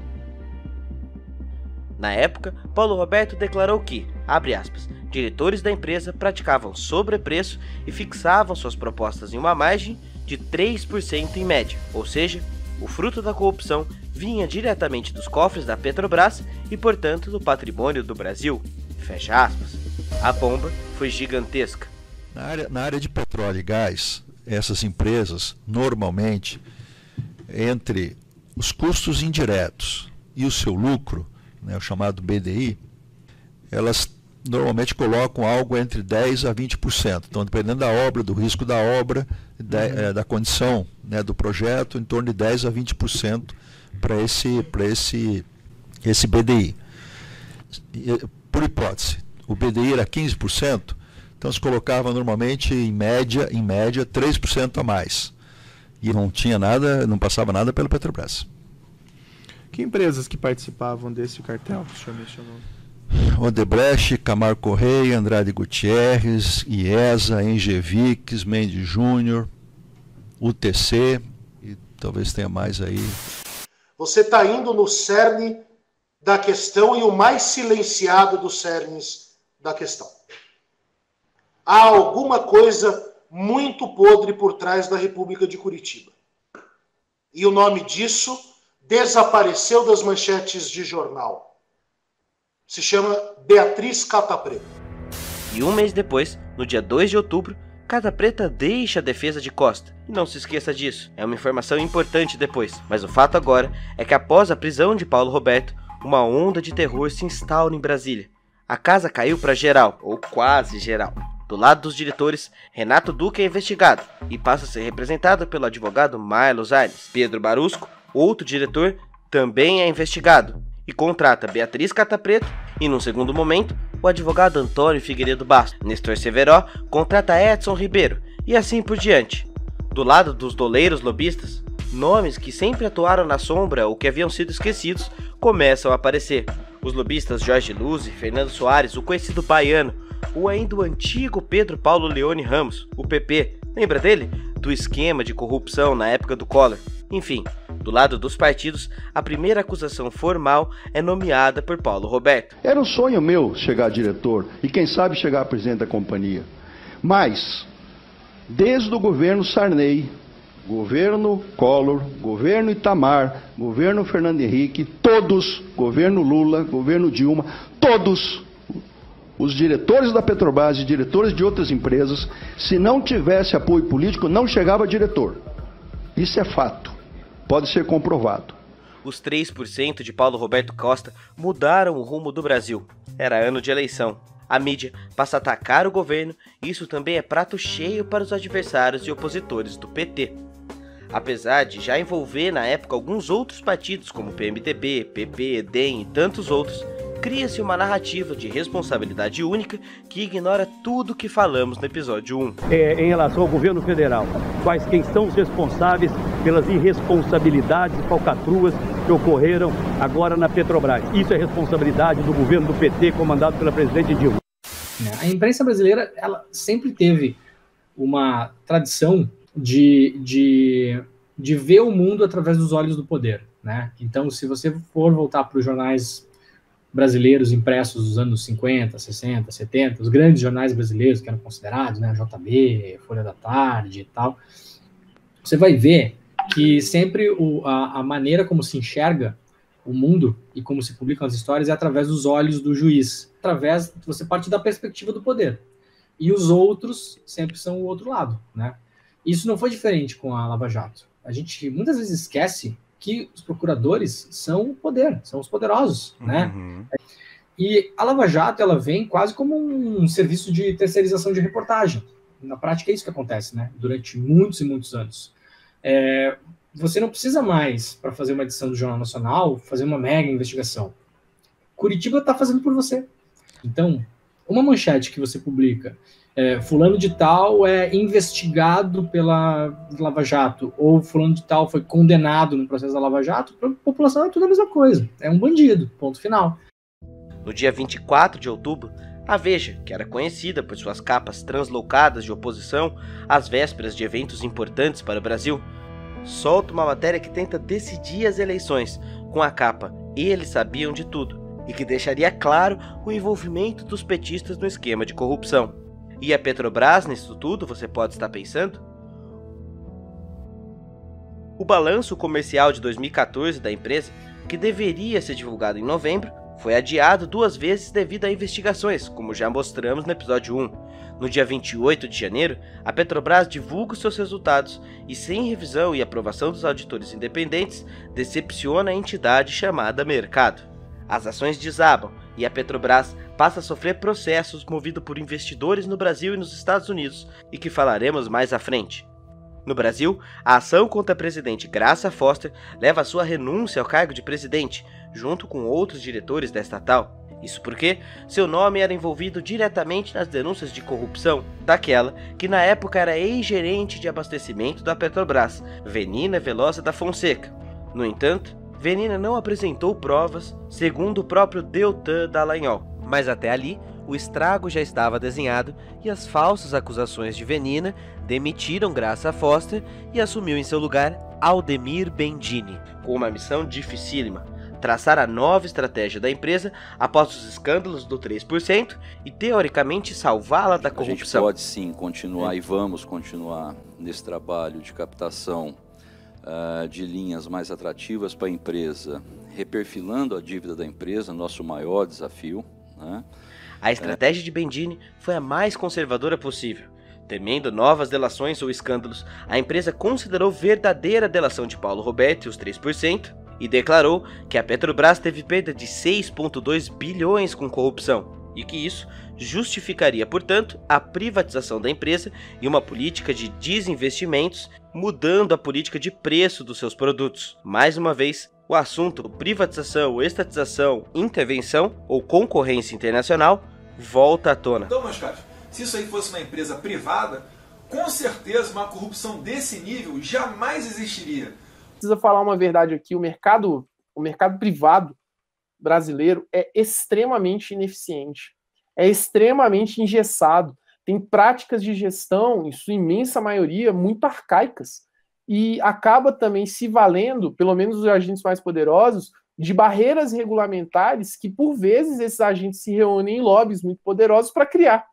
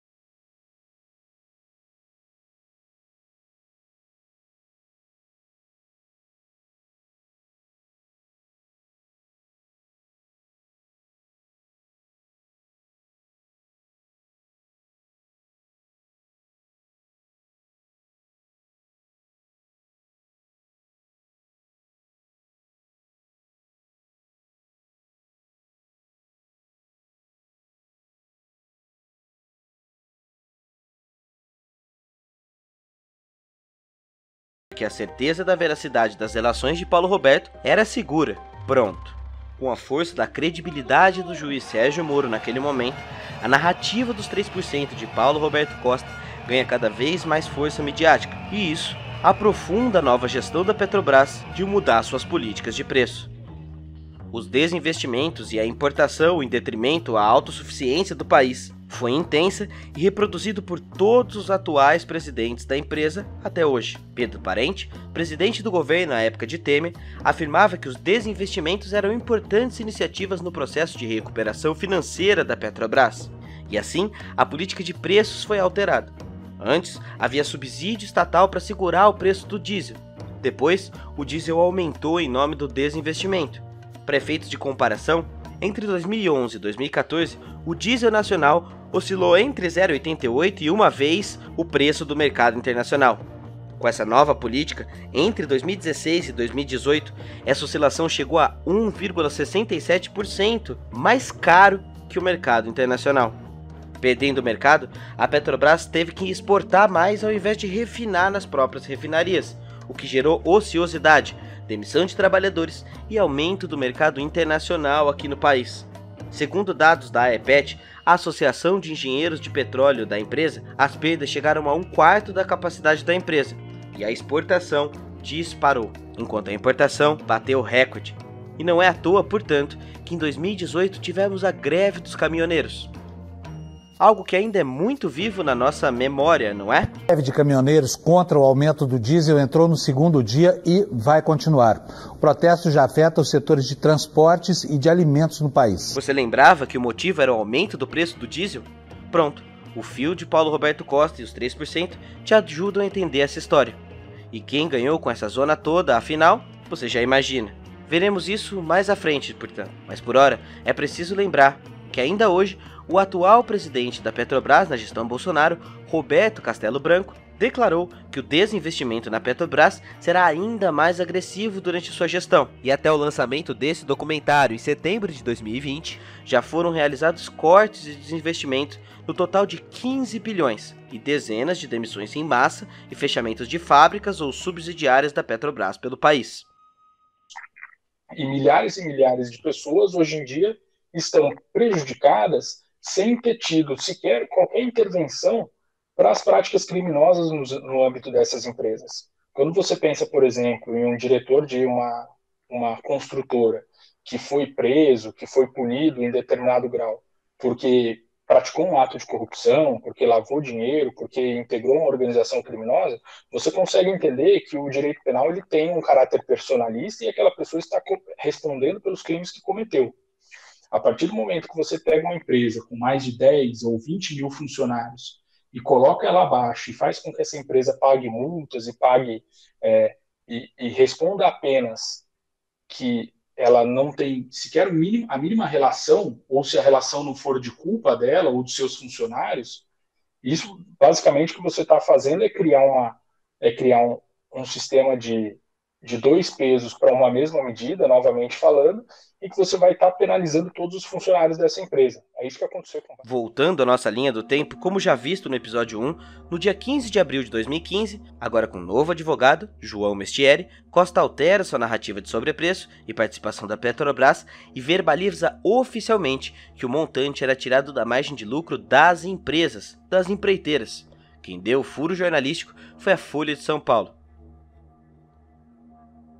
Se em 2014 ele dizia que as empresas fixavam suas propostas com uma margem de sobrepreço em cerca de 3%, agora ele diz que os valores entregues aos partidos eram retirados da margem de lucro das empresas e não se pode dizer que houve sobrepreço. Portanto, nesse caso, a Petrobras não teria pago a mais pelas obras, e até agora não há nenhuma evidência de que as obras tiveram sobrepreço por atuação da Petrobras. E isso muda toda a narrativa. Inverte toda a história. A repercussão da mudança na mídia até existiu, mas não fez tanto barulho quanto as primeiras delações.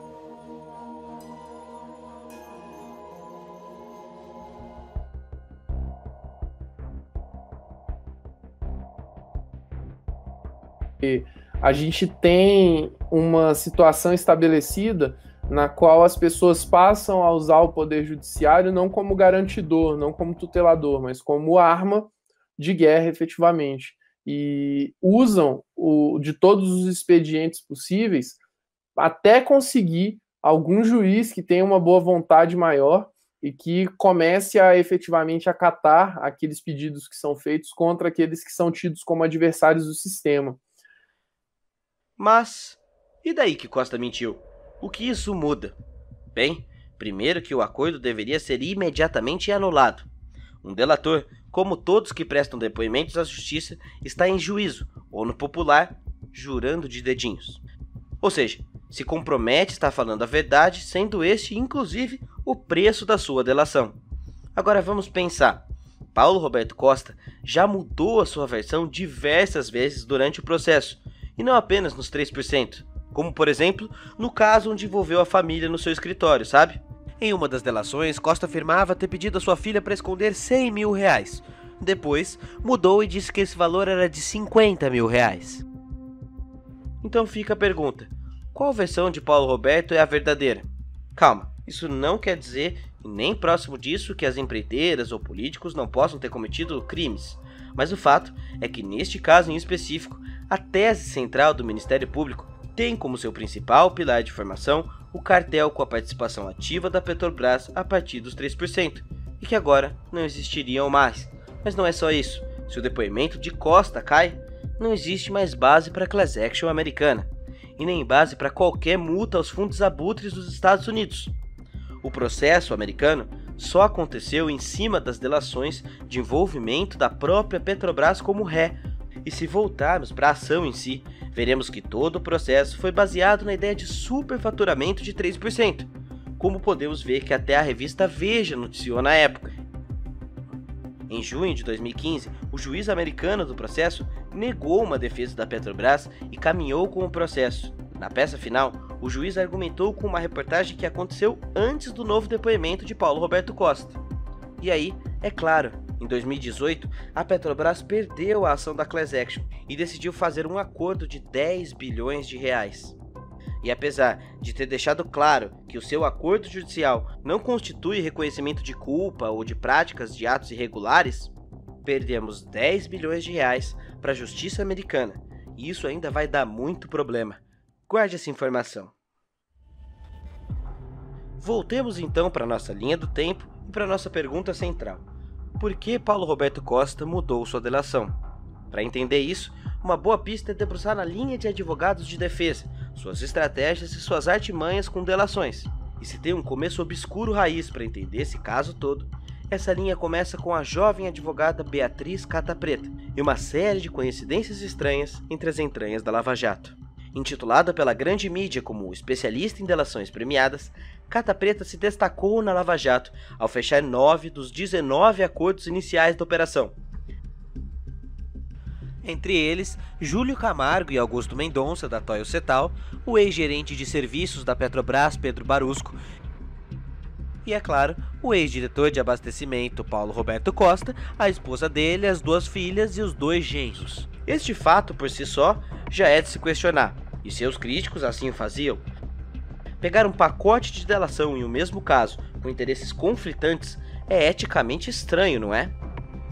Além disso, seus críticos à época pontuavam que, por ser um negócio muito lucrativo, os advogados poderiam criar indústrias de delação. Beatriz, por exemplo, teria arrecadado algo em torno de 25 até 45 milhões durante seus trabalhos com as delações premiadas. E por isso, muitos estudiosos de delação afirmam que trabalhar com esse pacote abriria brechas para arranjo de depoimento, arquitetando a narrativa que convinha a seus clientes, já que eram tantos e poderiam inclusive não se anular entre si. Beatriz se defendia à época via Facebook em sua página pessoal. A força de tantos acordos, no entanto, fazia da advogada uma espécie de membro honorário da primeira parte da Lava Jato, que teria, segundo o jornalista Reinaldo Azevedo, 4 frentes: Polícia Federal, Ministério Público e a figura de Deltan Dallagnol, o juiz Sérgio Moro e também Beatriz Cata Preta, na figura central dos advogados privilegiados. Muitos começam a notar certa estratégia no manejo de Beatriz. Sua missão era fechar a primeira etapa dos acordos de delação, a que preço custasse. Depois, abandonava os casos e seus clientes na segunda etapa, coincidentemente, alteravam o teor de seus depoimentos. Assim como Paulo Roberto, outros delatores também mudaram seus depoimentos ao longo da investigação, como Augusto Mendonça, da Toyo Setal, o primeiro empresário do setor de petróleo a se tornar delator da Lava Jato, mudou seu depoimento 2 vezes. Durante o período Beatriz Catapreta, ele negava pagamentos a alguns políticos e acusava os diretores da Petrobras como culpados da corrupção. Quando mudou a delação, isentou os diretores Barusco e Duque e admitiu que ele mesmo ficou com parte da propina.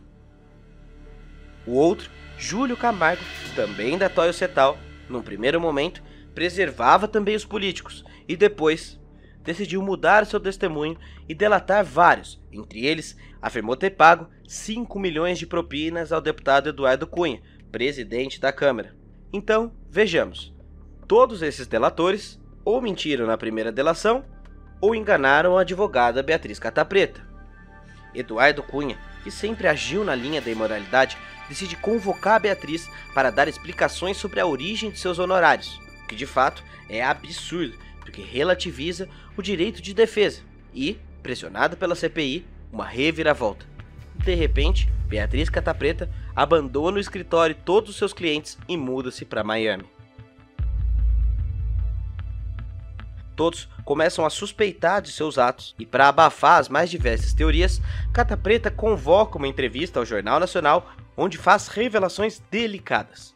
Apesar de negar a fuga e sem citar Eduardo Cunha, Catapreta afirma que passou a sofrer intimidação depois que o empresário Júlio Camargo, que ela defendia, mudou o teor da sua delação.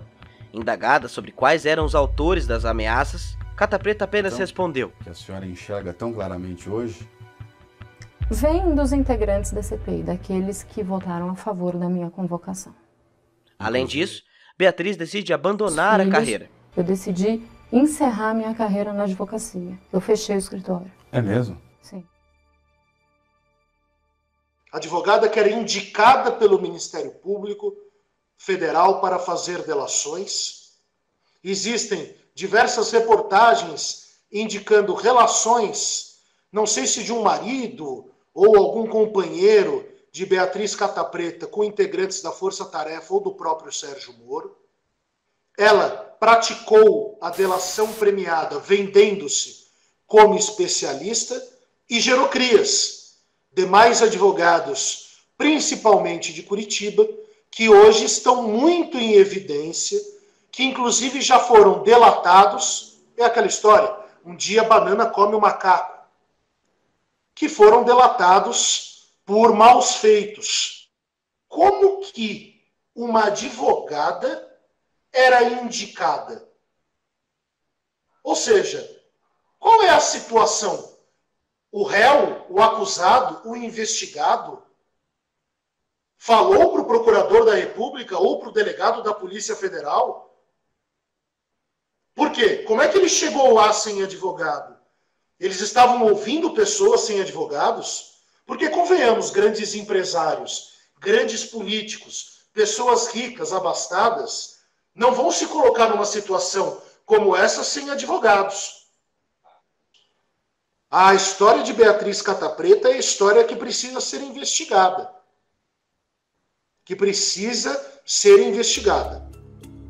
Até hoje, não há investigação sobre o celular de Eduardo Cunha e o que teria acontecido naquela época. Mas hoje, já sabemos que Sérgio Moro instruiu a força-tarefa da Lava Jato a não apreender o celular de Cunha. Por quê? Não sabemos. De qualquer modo, com a desistência de Catapreta, abre-se um novo espaço de disputa. Quem seria o advogado ou advogada a cumprir esse papel? Novos rearranjos de poder começam a aparecer. No lugar de Beatriz Catapreta, o mesmo advogado do doleiro Alberto Youssef, Antônio Figueiredo Basto, advogado de Curitiba, passa a assumir alguns casos. Outros advogados mais jovens, e no ramo do direito 45 anos é bem jovem, surgem aos montes em Curitiba. É neste momento que ganha destaque o advogado Marlos Armes, aquele que conseguiu substituir a misteriosa Catapreta como advogado principal nos acordos de delação. Marlos foi o responsável pelas negociações dos acordos dos empreiteiros da Camargo Correia. Além disso, foi advogado de Eduardo Cunha e sua esposa Cláudia Cruz. E suas relações, tanto com os delatores quanto com o Ministério Público, começam a aumentar cada vez mais. É uma espécie de poder de barganha, uma moeda de troca. Nesses acordos, é essencial uma relação de confiança entre o advogado e os membros da Lava Jato. Dependerá deles, especialmente do juiz, negociar a redução das penas e aprovar ou não o conteúdo das delações. Marlos Arnes foi esse nome de confiança por um tempo e não se esqueça dele, ele será importantíssimo daqui a pouco. E depois nós vimos um verdadeiro show de horrores. Advogados absurdamente desconhecidos, que os seus trabalhos depois entraram no chamado recall, porque eram trabalhos mal realizados e os advogados já estavam pagando de estrelas por aí, com charutos na boca, como se fossem grandes milionários, e eles não têm nenhuma capacidade virtuosa, não só no mundo do direito, mas também no próprio mundo da justiça, foram criados por esse sistema comercial chamado Lava Jato, que se inicia com Beatriz Catapreta. Isso levanta alguns questionamentos, isso acaba provocando algumas perguntas, inclusive para a prática da advocacia. Até que ponto é positivo que o advogado seja tão estrela, que o advogado apareça tanto, que o advogado exponha tanto a si mesmo e até mesmo a própria profissão? Chegamos no ano de 2016, o ano do hoje já admitido golpe contra Dilma Rousseff. Calma, é óbvio e ululante que houve erros políticos, econômicos, estratégicos do governo Dilma e do governo PT, e que afetaram negativamente o processo de acumulação das classes mais baixas e que levaram à falência a preterida conciliação de classes. Sabedora disso, inclusive, Dilma até adotou um mix de políticas econômicas bem diversas, que iam de estímulos ao consumo pelo lado da oferta e seguir a agenda de industriais, especialmente da Fiesp, a Federação das Indústrias do Estado, reduzindo a taxa Selic, desvalorizando o câmbio, entre tantas outras coisas. Isso, no entanto, não foi suficiente, porque Dilma parece não ter sido exatamente uma boa gestora política e não obteve os resultados esperados. O que, por um lado, desacelerou as taxas de lucro do seu governo e dos governos anteriores, e, por outro, aumentou muito a sua impopularidade. Soma-se isso à redução da capacidade econômica e fiscal do governo, que passa a utilizar com maior amplitude a tal pedalada fiscal. Dilma até tenta reverter a situação com um corte de gastos, mas parece tarde. Mesmo porque, nessa época, Eduardo Cunha propunha as pautas bomba, 22 bilhões, que praticamente anularia o corte imposto por Dilma. Enfim, essa batalha no Congresso de fato acelera o impeachment, mas não é causa isolada geradora, pois não se pode ignorar o poder paralelo que a Lava Jato construía no período. O poder da operação passou a ser decisivo no trâmite político, e este é o momento mais alto de intervenção jurídica da operação na esfera da política.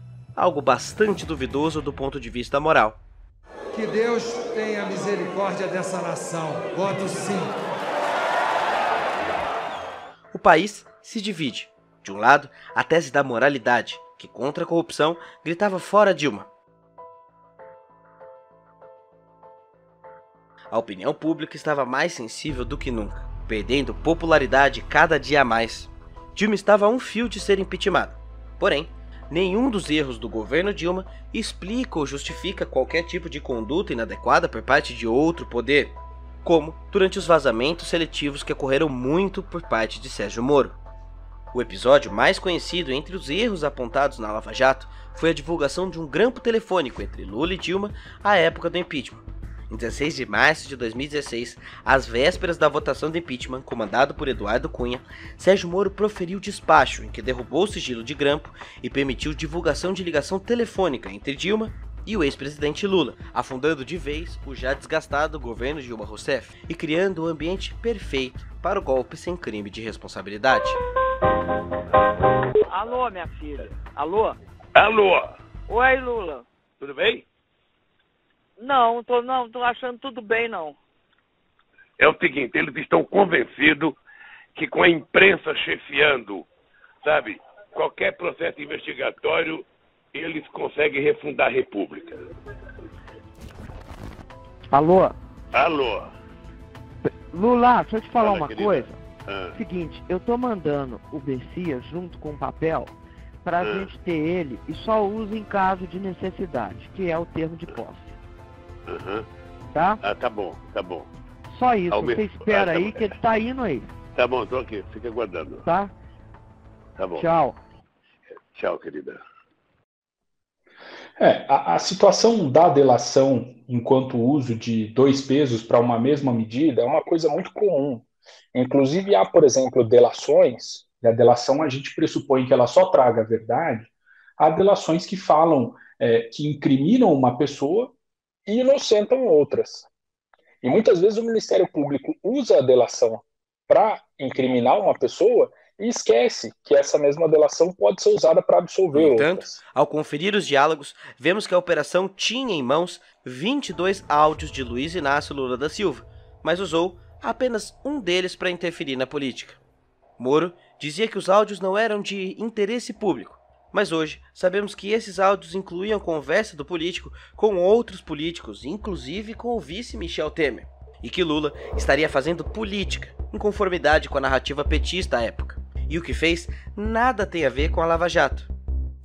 A Polícia Federal deflagrou hoje a 24ª fase da Operação Lava Jato. O ex-presidente Luiz Inácio Lula da Silva foi levado pelos agentes para prestar depoimento na chamada condução coercitiva. Em abril de 2016, apenas 13 dias antes de Temer assumir interinamente a presidência, a Lava Jato recebeu uma série de documentos relativos a uma delação premiada que poderiam levar a uma investigação contra o então vice-presidente. Entretanto, os procuradores de Curitiba afirmaram que as declarações não seriam de, abre aspas, interesse público da época, seja lá o que isso queira dizer. Hoje, entusiastas do movimento da época, como o PSDBista Luiz Nunes, que fez parte ativa do governo, já admitem que a Lava Jato manipulou o impeachment de Dilma, e o próprio Michel Temer já naturalizou a expressão de golpe como um fato da nossa história. Já não é uma questão de opinião ou questão partidária. A primeira coisa que eu quero dizer é o seguinte, é refutar essa questão do golpe. Né? Uma ocasião, ele foi me procurar, isso era umas 2 horas da tarde mais ou menos, dizendo, olha, hoje eu vou arquivar todos os pedidos de impeachment da presidente, porque, e eram 10 ou 12 pedidos, né?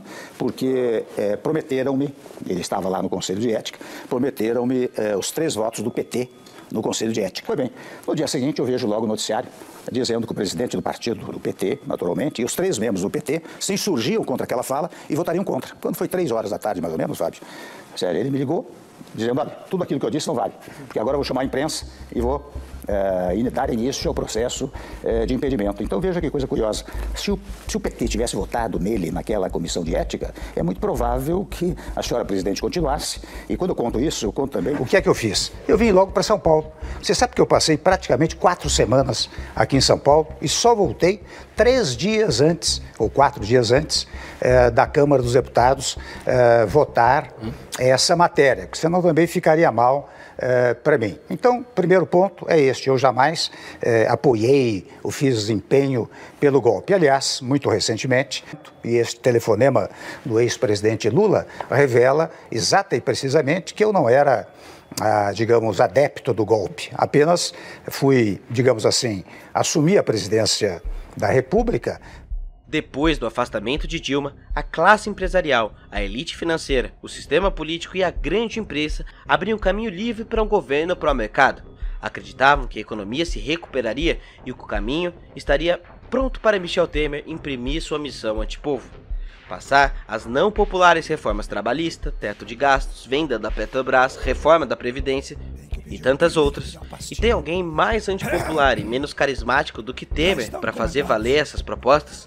O resto dava-se um jeito de segurar, em nome da reforma do país. Qualquer coisa mesmo.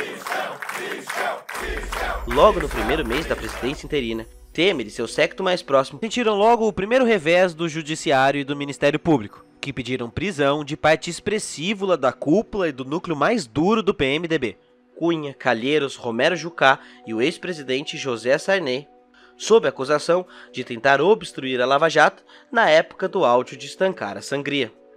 O ministro Teori Zavascki negou os pedidos da PGR E mesmo com denúncias vindo de todos os lados, o presidente Michel conseguia se manter no cargo com votações do parlamento e usando inclusive de pedaladas fiscais, em ações semelhantes àquelas que tinham sido consideradas crimes por sua antecessora. O terreno livre rendeu frutos no primeiro momento, focada na devolução de favores ao empresariado que esteve ao lado de Temer no impeachment. As reformas pró-mercado parecia que iam passar. Na área da Petrobras, a venda de ativos e redução de investimentos que já tinham começado ao longo do governo Dilma ganham força com Temer. O plano de negócios e gestão, que previa investimentos de 206 bilhões, cai a 130 bilhões e a venda de ativos da empresa supera a casa dos 60 bilhões. A Petrobras passa a ser especulada para ser vendida a preço de banana. Além, é claro, do caso Serra Chevron que vimos no primeiro episódio. Você lembra das informações vazadas pelo Wikileaks que asseguravam que o senador José Serra havia prometido às petroleiras dos Estados Unidos que acabaria com a lei do pré-sal? Então, assim que Temer inaugura seu período interino, Serra é escolhido para ser o ministro das Relações Exteriores e começa a cumprir a promessa feita às petroleiras. Uma proposta de sua autoria para derrubar a obrigatoriedade da Petrobras na exploração das camadas do pré-sal é aprovada no Senado. Às vésperas de se confirmar na Câmara sua proposta aprovada no Senado, Serra recebeu no Itamaraty a cúpula britânica da Shell, como quem já não tem mais medo de esconder suas relações e a quem serve seus interesses. Analistas políticos de oposição dizem que Serra nesse cargo era como colocar a raposa americana para vigiar os ovos de ouro brasileiro. Não deu outra. A Lei 4567 de 2016, ou conhecida Lei da Partilha, é aprovada. E 2 anos depois, após o início da crise gerada pela queda do preço do petróleo e pelo esquema de corrupção descoberto pela Lava Jato, Temer sanciona a lei de entrada internacional no mercado do petróleo do país, sob argumento de que a Petrobras não teria condições de bancar os investimentos necessários devido aos escândalos.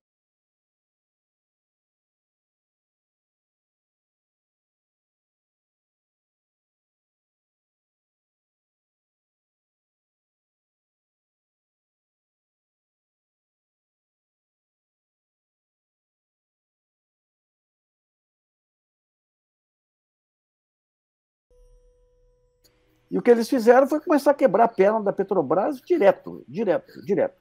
A Petrobras tinha um papel central na industrialização, criando essas cadeias da indústria de máquinas e equipamentos, na pesquisa, com as parcerias que ela fazia, desde as universidades, COP, e tudo, até laboratórios de grandes fornecedores mundiais, que nem a GE e outros, que vieram para o Brasil para se acoplar nesse esforço. Então o Brasil ia sair daí como uma Noruega 10 vezes maior.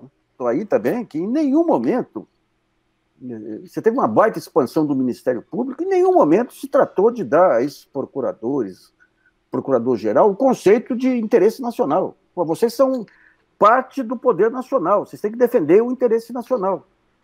Então, para eles quebrar empresas, quebrar engenharia, produzir desemprego, isso aí é subproduto. A reforma da Previdência não passou de modo algum, por mais que diversas vezes tentativas ou modos estranhos ou alternativos fossem tentados. Não aprovarem a reforma da Previdência, é verdade que daqui a 2 ou 3 ou 4 anos o governo não vai ter mais dinheiro para pagar a Previdência de ninguém, é verdade isso? Nós não vamos ter dinheiro para pagar aos aposentados, essa é a verdade. É só isso. É isso mesmo. É só isso. Exatamente isso. Vai embora? Posso dar um dinheiro para você aqui? À vontade. Eu vou fazer uma coisa que você faz com seus colegas de trabalho. Eu vou passar um dinheiro para você. Ganhei 50? Ganhei 50. Apesar disso, porém, a crise política alinhada à falta de carisma e o excesso de escândalos do governo Temer gerou algo fora dos cálculos. Um aprofundamento severo da descrença política da população começa a florescer e o ódio gestado durante anos passa a dar os seus primeiros indícios de negação da política. A população e o mercado dão sinais de afastamento do sonho ou fantasia que Temer resolveria a corrupção. Um novo sinal começa a ser dado em 2017.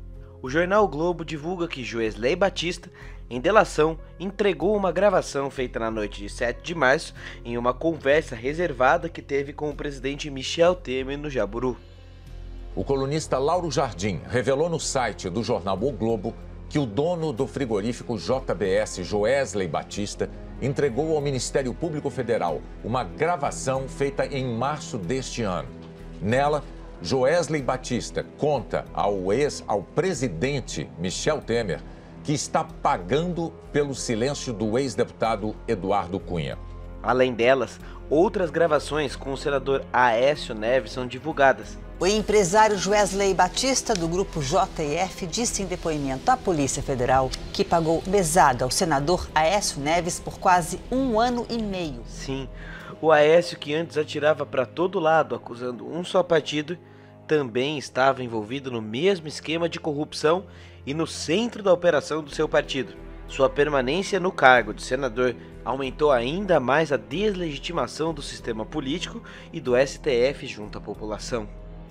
A sensação de guerra de todos contra todos, onde atores e classes desconfiam de si a todo tempo e têm interesses meramente estratégicos, parece imperar no país. O centro das decisões parece estar em constante disputa entre o Executivo e a Operação Lava Jato. O poder que a Lava Jato tem na mão hoje não consiste das coisas que a Lava Jato tornou públicas.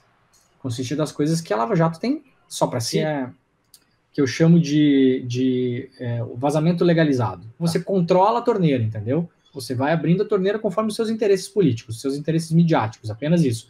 Você tem lá uma caixa d'água de 5 mil litros de documentos que estão sob sigilo, de investigações sigilosas, de procedimentos sigilosos, e você, conforme a sua conveniência, você vai lá e abre um pouquinho para contar a história que você quer contar. Você esconde a maior parte e mostra só um pedaço, né? E você combina isso com as pessoas para as quais você quer divulgar 1 milhão de vezes, né?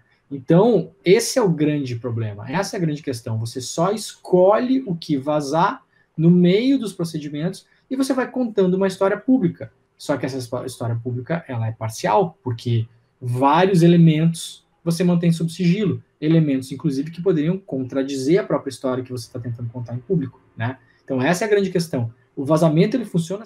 Esse jogo de ataques e contra-ataques não é à toa. A capacidade de parar o Brasil estava sob controle da Lava Jato, da grande imprensa. O discurso antissistêmico, antipolítica e pró-Lava Jato começaram a se misturar em uma só coisa. E algo como um partido lavajatista começa a nascer, como uma espécie de poder paralelo que se concretiza a partir do uso da instabilidade como instrumento de poder. Um poder constituído sob a falsa promessa de que a Lava Jato é a única responsável por salvar o país. Em outras palavras, em nome da corrupção valeria tudo. E um novo patamar é alcançado, uma espécie de messianismo jurídico, uma salvação por meio do judiciário. Confusão, divisão da opinião pública, simplificação e seletividade. Isso fez com que a operação ganhasse status de milagrosa junto à população, e qualquer crítica ou observação de problemas era tratado como defesa de bandido ou do mal. E isso vai acontecer inclusive nesse episódio. Quer apostar? Se você não acredita nessa estratégia, é só voltarmos para o artigo de 2004 escrito pelo próprio juiz Sérgio Moro, a respeito da Operação Mãos Limpas na Itália. Todos os grandes abusos cometidos por Sérgio Moro na Lava Jato são confessados por ele num artigo para a Folha de São Paulo, anos antes de deflagrada a Operação Lava Jato. Ele confessa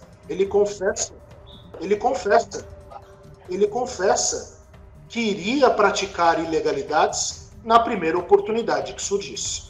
Essa não é uma crítica ao juiz Sérgio Moro. Eu tive no meio da Lava Jato uma boa relação com ele. A questão não é essa. A questão é que hoje discute-se se ele cometeu as ilegalidades X, Y e Z. Mas ele confessou mais de década antes que iria praticar, porque era o método que ele estudava das mãos limpas.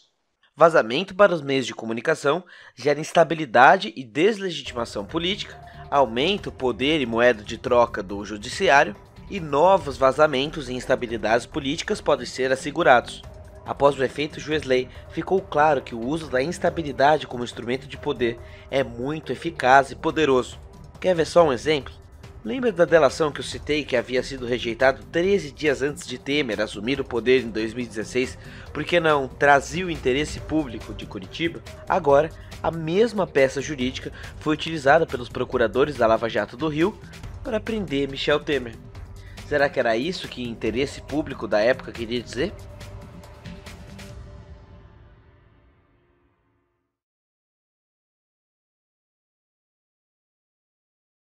No auge da crise, em 2017, representantes das Forças Armadas, como então o general Eduardo Vilas Boas, mudaram da histórica posição passiva do Exército e passaram a expressar publicamente os seus posicionamentos em favor da Lava Jato. Outro general passou a falar em intervenção militar e, apesar de ter sido criticado pelo Exército na época, hoje sabemos que ele tem um nome.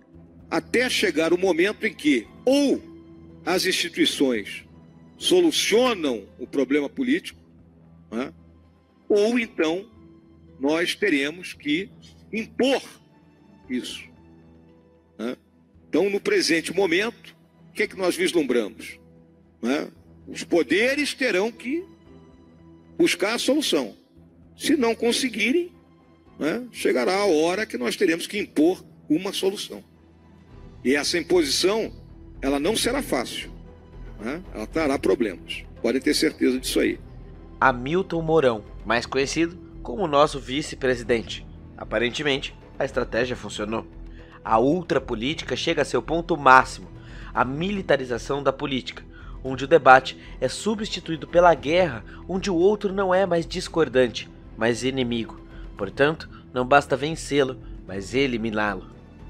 Vamos fuzilar a petralhada aqui do Acre! O Sérgio Moro, construído como herói, que dizia se orgulhar de não falar fora dos autos, foi virando cada dia mais político e menos técnico, até que em 2019, Moro ganha o seu grande presente e sobe a ministro da Justiça no governo Bolsonaro.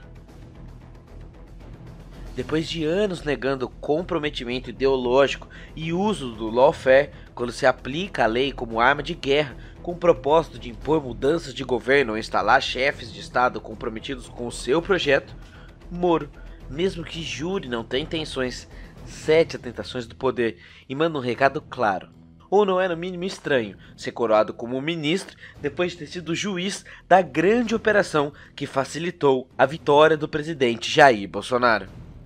Um juiz em Curitiba pouco pode fazer a respeito dessas políticas gerais. Mas no governo federal, a história pode ser diferente. Nós não sabíamos ainda que Sérgio Moro era um projeto pessoal de poder. Eu nunca imaginei, honestamente, ele sempre me pareceu um juiz muito sério.